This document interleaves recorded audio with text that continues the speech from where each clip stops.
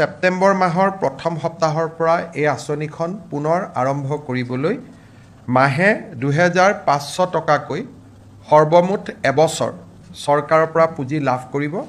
আঁচনিখনৰ নাম মুখ্যমন্ত্ৰীৰ জীৱন প্ৰেৰণা আৰু এই আঁচনিখনৰ বিষয়ে বন্ধ হৈ থকাৰ কাৰণে বহুত যুৱক যুৱতী চিন্তিত হৈ আছিল।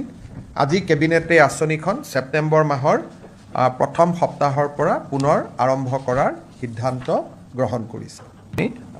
২,৫০০ টকাকৈ দিম আৰু এটা আমি স্কিম আনিম যে তেওঁলোকে এটা পইচা বেংকৰ পৰা উইদাউট অৰুণোদয় হিতাধিকাৰীসকলে উইদাউট মৰ্টগেজ তেওঁলোকে বেংকৰ পৰা এটা লোনো ল'ব পাৰিব। আমি অৰুণোদয়ৰ পৰা অকণমানকৈ কাটি থাকিম, তেনেকুৱা স্কিম এটাও আমি বনাই আছোঁ। এতিয়া এনাউন্স কৰিব পৰা হোৱা নাই। ছাপ'জ ১০,০০০ টকা তেওঁলোকে এতিয়া বেংকৰ পৰা লৈ দিলে, বেংকক ঘূৰাই দিব লাগিব। তেওঁলোকে ঘূৰাই দিব নালাগে, অৰুণোদয়ৰ পৰা ১০০ টকা তেওঁলোকে ঘূৰাই দিলে, ৰাজ্য চৰকাৰে ১০০ টকা এডিশ্যন দি দিলে।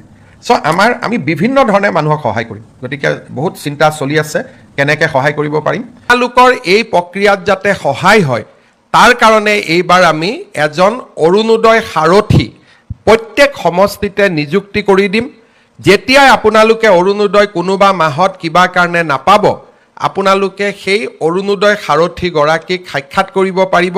তেওঁৰ নাম, মোবাইল নম্বৰ আমি গোটেইখিনি প্ৰচাৰ কৰি দিম আৰু তেওঁলোক আমাৰ সমষ্টিৰ ব্যক্তি হ'ব। আপোনালোকে তেওঁলোকক গৈ সাক্ষাৎ কৰিব পাৰিব আৰু তেওঁলোকে আপোনালোকৰ যেতিয়া অৰুণোদয় পোৱা নাই বুলি ক'ব, বেংকত ফোন কৰিব, বেংকে ক'ব যে এই একাউণ্টটোক ষ্টেণ্ডাৰ্ড হৈ থকা নাই, KYC হৈ থকা নাই, সেইকাৰণে পোৱা নাই। তেওঁ গৈ বেংকত সমস্যাটো সমাধান কৰি দিব। বোলে নহয় দিছপুৰৰ পৰাই আপোনালোকৰ টকাটো অহা নাই, দিছপুৰক সুধিব যে কিয় টকাটো অহা নাই। এই গোটেই সমস্যাবিলাক সমাধান কৰাৰ কাৰণে আমি অৰুণোদয় সাৰথী নামেৰে এগৰাকী ব্যক্তিক প্ৰতি সমষ্টিত নিযুক্তি দিম, যাতে আপোনালোকৰ ইয়াত কোনো ধৰণৰ সমস্যা আপোনালোকে সন্মুখীন হ'ব নালাগে। দ্বিতীয়তে, অৰুণোদয় আঁচনিখনক আমি পৰৱৰ্তী পৰ্যায়ত আৰু বেছি ডাঙৰ আৰু বেছি জনদৰদী কৰি তোলাৰ বাবে কিছুমান নতুন নতুন কথা আমি চিন্তা কৰি আছোঁ। এতিয়া মই বহুত ক্ষেত্ৰত দেখোঁ যে মোক কিছুমান মহিলাই কয় যে মামা দাদা আমি অৰুণোদয় পোৱা নাই। মই কওঁ কিয় পোৱা নাই, আপুনিতো পাব লাগিছিলে। অলপ পিছত আহি মই গম পাওঁ যে ৰেচন কাৰ্ডত তেওঁৰ শাহুৱেকৰ নাম আছে, শাহুৱেকে পাই আছে কাৰণে বোৱাৰীয়েকে পোৱা নাই, আৰু ক'ৰবাত বোৱাৰীয়েকে পাই আছে কাৰণে শাহুৱেকে পোৱা নাই। সেইকাৰণে বহু মহিলাই অৰুণোদয় নোপোৱাৰ অভিযোগো চলি থাকে। পৰৱৰ্তী সময়ত আমি এনে পৰিয়ালসমূহকো কেনেকৈ যোগ্য মহিলাগৰাকীয়ে অৰুণোদয় পাব পাৰে তাৰ বাবে আমি ব্যৱস্থা ল'ম। দ্বিতীয়তে, নিৰ্বাচনৰ সময়ত মই যেনেকৈ কৈছিলোঁ যে আমি লাহে লাহে অৰুণোদয় পুঁজিৰ যিটো আজি আপোনালোকে ১২৫০ পাই আছে তাকো আমি লাহে লাহে ইয়াক বঢ়াই লৈ যাম।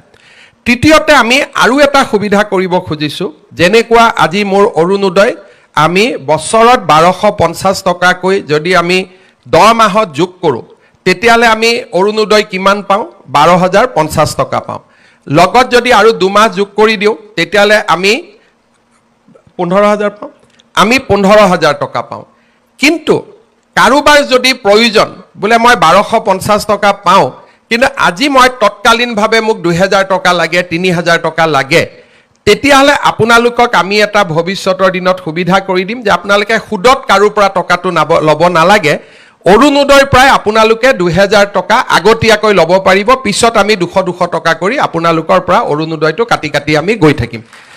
নহ'লে পূজাৰ আগতে বা ল'ৰা ছোৱালী এডমিশ্যনৰ সময়ত আপোনালোকক কেতিয়াবা ৫,০০০ টকা দৰকাৰী হয়।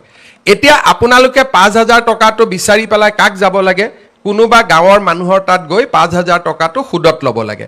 কিন্তু আপোনালোকৰ অৰুণোদয়ত ইতিমধ্যে মাৰ্চলৈকে পাবলগীয়া টকা ৭,০০০ আছেই বা ৪,০০০ টকা আছে। আপোনালোকে যিমান টকা বছৰটোত পাবলগীয়া আছে সিমানখিনি টকা আপোনালোকে আমাৰ পৰা আগতীয়াকৈ খুজি ল'ব পাৰিব। আমি আপোনালোকৰ টকাটো মাহত কাটি গৈ থাকিম। তেতিয়া কি হ'ব? বিনা সুদত আপোনালোকে এডভান্সো ল'ব পাৰিব। তেতিয়া বোলে মই অক্টোবৰ নৱেম্বৰ মাহৰ অৰুণোদয়টো মোক আজিয়ে লাগে, মোৰ ল'ৰা ছোৱালী ক'ৰবাত এডমিশ্যন দিব লাগে বা কিবা বেমাৰ হৈছে, মোৰ ঘৰত বিপদ হৈছে, আপোনালোকে অৰুণোদয়টো আমাৰ পৰা আগতে ল'লে, আমি আপোনালোকক মাহত কাটি দি থাকিলোঁ। তাৰমানে 15,০০০ টকাৰ 10,০০০ বা 8,০০০ টকা আপোনালোকে যাতে আমাৰ পৰা আগতীয়াকৈ ল'ব পাৰে তেনেকুৱাও এটা নতুন কাম এটা আমি আৰম্ভ কৰিম।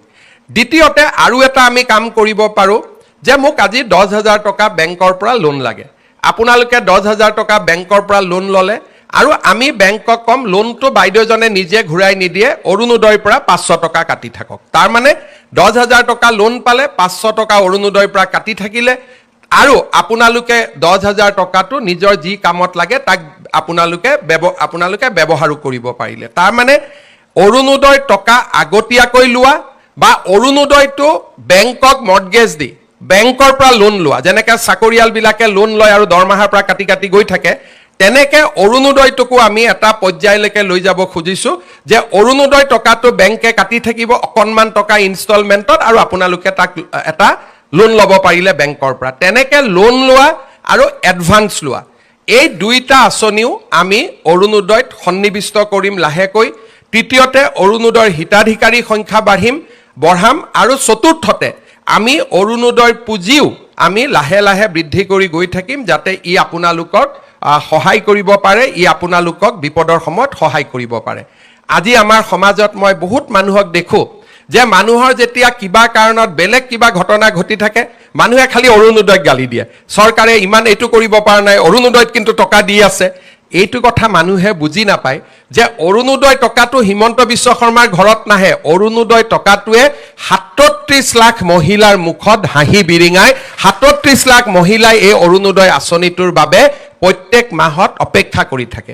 যিসকলে অৰুণোদয় গালি পাৰি থাকে ইতিমধ্যে তেওঁলোকে প্ৰমাণ পাইছে যে অৰুণোদয় গালি পাৰিলে কিমান বিপদ হ'ব পাৰে। এইবাৰ ইলেকশ্যনৰ ৰিজাল্টতে মাসকলে দেখুৱাই দিলে যে অৰুণোদয় গালি পৰা পাৰ্টিক কোনেও ভোট নিদিয়ে আৰু সেইকাৰণে অৰুণোদয় গালি গালাজ কৰিব নালাগে, বৰঞ্চ চৰকাৰক ক'ব লাগে যে অৰুণোদয়টো বাঢ়িলে অলপ বঢ়াই দিয়ক বুলিহে ক'ব লাগে, তেতিয়াহে আই মাতৃসকলে ভাল পাব। তাকে নকৰি বহুত মানুহে খালি মুখটো গালি পাৰিব নোৱাৰে, তেতিয়া অৰুণোদয়টোক গালি পাৰি থাকে।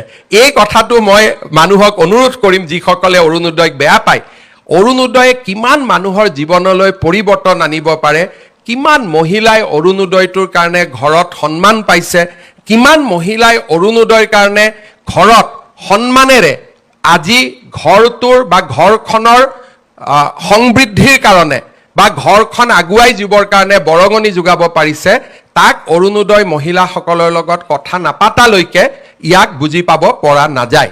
আজি আপোনালোকে চাওক যে আমাৰ অৰুণোদয়ৰ 37 লাখ মহিলা আছে, সকলোৰে মনত ইচ্ছা আছে যে শিৱসাগৰ বানপানীৰ কাৰণে আমিও কিবা এটা কৰিব পাৰোঁ নেকি, চৰাইদেউত গৈ আমিও কিবা এটা দিব পাৰোঁ নেকি।